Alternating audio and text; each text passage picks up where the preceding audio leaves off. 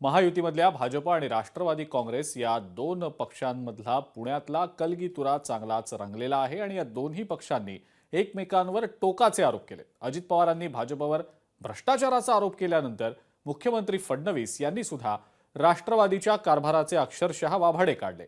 भाजपच्या महेश लांडगे यांनी केलेल्या एकेरी उल्लेखामुळे भाजप आणि राष्ट्रवादीच्या नेत्यांची तूतूमेमे जुंपल्याचं पाहायला मिळालं।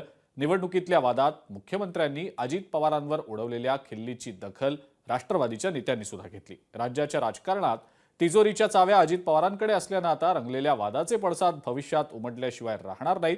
याआधी सुद्धा शिंदे शिवसेनेच्या आणि भाजपच्या आमदारांनी विकासाचा निधी मिळवताना संबंधित विभागाकडून चक्रा माराव्या लागतात अशी तक्रार अजित पवार यांच्या विरोधात मुख्यमंत्र्यांकडे केलेली होती आणि आता कदाचित तेच नाट्य पुन्हा एकदा रंगण्याची शक्यता दिसतेय।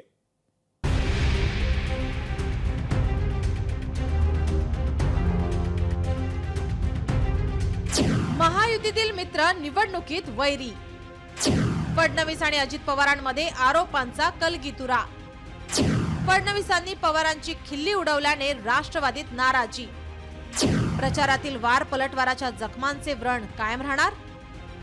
राज्याच्या सत्तेत मांडीला मांडी लावून बसलेले भाजप आणि अजित पवारांची राष्ट्रवादी काँग्रेस महापालिकांच्या रणांगणात एकमेकांविरुद्ध दंड थोपटून उभे राहिले आहेत। मुंबईत नवाब मलिक यांच्यावरून राष्ट्रवादीची अडवणूक केली आहे। पुण्यातही भाजप आणि राष्ट्रवादीचे सूत जुळले नाही। मुंबईत राष्ट्रवादीने जाणीवपूर्वक नवाब मलिक यांच्याकडे मनपा निवडणुकीचे सारथ्य देऊन भाजपाला डिवचलंय। पुण्यात अजित पवारांनी भाजपाच्या विरोधात शरद पवारांच्या राष्ट्रवादीशी आघाडी करून भाजपाला आव्हान दिलंय। यावरून सत्तेत मित्र असलेले दोन्ही पक्ष निवडणुकीसाठी एकमेकांचे कट्टर विरोधक बनलेत। निवडणुकीनंतर हा वाद सत्तेच्या सागरात वाहून जाईलही, पण अजित पवार यांचे उट्टे काढल्याशिवाय राहणार नाहीत अशी चर्चा राष्ट्रवादी पक्षांतर्गत सुरू आहे। टर्की तसेच युरोपमधील अनेक लहान मोठ्या शहरांच्या मध्ये मेट्रो आणि ट्राम तर काही ठिकाणी बस सर्वांच्यासाठी मोफत त्या ठिकाणी दिली जाते। तर आम्ही पण मोफत मेट्रो आणि मोफत बस हा देण्याचा निर्णय घेतो।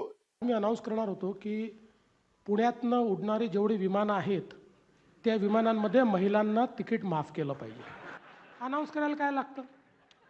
आपल्या बापाचं काय जातं अनाउन्स करायला?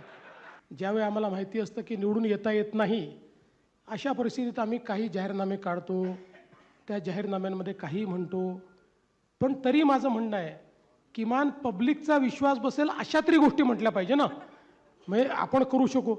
जो शब्द आम्ही पुणेकरांना दिलेला आहे तो आम्ही 100% पाळणार। कारण का ती जी अनाउन्समेंट आम्ही केलेली आहे ती पूर्णपणे आम्ही अभ्यास त्याचा पूर्ण करून त्यातले जे तज्ज्ञ आहेत त्या तज्ज्ञांचं मदत घेऊन पूर्ण अभ्यास करूनच कुठलाही बोजा हा अतिरिक्त पुणेकरांवर पडणार नाही, त्या पद्धतीने आम्ही ती घोषणा केलेली आणि ती घोषणा नाहीये, ती फार काय अवघड नाहीये त्याची अंमलबजावणी करणे।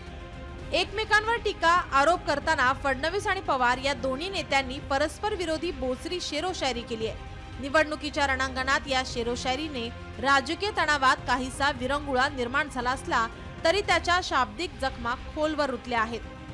निवडणुका आल्या की अनेकांना कंठ फुटतो, पण दादा एक लक्षात ठेवा, परिंदे को मिलेगी मंजिल एक दिन, ये उनके फैले हुए पंख बोलते हैं और वही लोग रहते हैं खामोश अक्सर जमाने में जिनके हुनर बोलते हैं। आपलं काम बोलतंय आणि त्या कामामुळेच हा वैताग आहे, त्या कामामुळेच या ठिकाणी हा त्राग आहे, हा रागराग आहे। जरा समजून घ्या दादा, ते रागवले म्हणून तुम्ही रागवू नका। तुम्ही काम केलं, तुम्ही फक्त काम सांगा, समोरच्या लोकांना सांगायला काम नाही। हर पंख फैलाने वाला परिंदा उड़ नहीं पाता, कई सपने घमंड और गलत दिशा में ही टूट जाते हैं। हुनर की बातें करने से कुछ नहीं होता, जमाना उसी को पहचानता है जो मैदान में उतरकर साबित करे। हे आपल्याला साबित करायचं आहे। आम्ही मैदानात उतरलोय, तुम्ही आम्हाला आशीर्वाद द्या, माझ्या मायमाऊलींनी मला सहकार्य करा। अजिबात दुसरा विचार त्या ठिकाणी करू नका। सत्तेत एकत्र असणारे हे नेते निवडणुकीच्या रणांगणात विरोधात वार पलटवार करतायत. पुन्हा सत्तेत एक दिलाने कामही करतील. मग प्रचाराच्या 15 दिवसात झालेले आरोप मतदार राजाने खरे मानायचे की सत्तेतील त्यांची मैत्री खरी मानायची, अशा प्रश्नांची उत्तरे कालानुरूप अनुत्तरितच राहतात. ब्युरो रिपोर्ट, लोकशाही मराठी, मुंबई.